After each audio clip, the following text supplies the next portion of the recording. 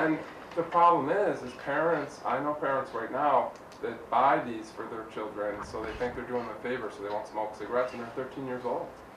And they'll let them have these, and they'll let them, they call it juice. They'll put juice in them, and they're flavored juices that they think are harmless, because not all the juices are drugs. Some of the juices are like a flavor, it's like some type of flavor that's supposedly, but they don't know what it is. They're just hoping that it isn't something harmful. Let that sink in for a minute. Another chemical, who knows what it is. We've had them do anything from grinding up prescription drug to put them in there, to THC, to whatever they think they might find on the internet, you know, and that's, from EMS, and that's where we're really kind of stymied. What do we treat? To put it in context, okay, so if we don't mind. Hi, I'm Nancy Heights. People are pretty much making this in their garages. It says not for human consumption on it. And these new technologies are evolving. Students' choices with them are evolving. My main reason for attending tonight is we're just very closely aware of a situation where someone experienced cloud 9 and almost died from the situation.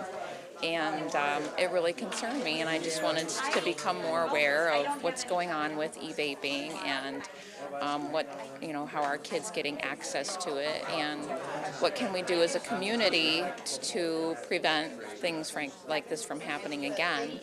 And I also was hearing from one of my kids that it's pretty common knowledge who is involved in the drug scene, and I just really wanted to see what can we do to empower our students and our community to really come together and to communicate with the law enforcement how we can work together to nip them. We're really in a bit of a reaction mode to recent trends of students at-risk behavior, and in the month of September, whether students within the Batavia High School or near our property or next door at BOCES, we've had 4 instances where students were using vaporizers and had synthetic, what we believe to be synthetic drugs that were involved in the liquids.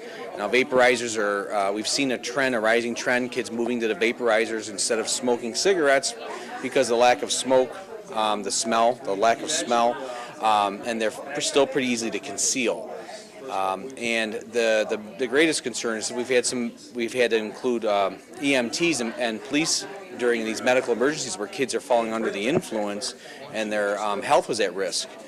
So that certainly impacted the school day to help meet the medical needs of those students. I felt at this point, this is such a recent trend, I needed to raise awareness within the community at large, with parents in our community and with administrative staff and our community resources to have this dialogue. It's too important, it's very recent. So it's a new time. The technologies are changing. We have to adapt. The laws are not catching up to this. But schools have the ability, with our code of conduct and how we implement discipline, we can take a pretty strong stance and work with families to, A, hold kids accountable, but also, B, we also have a responsibility to help kids understand better the unintended consequences of these devices, because they really don't know themselves.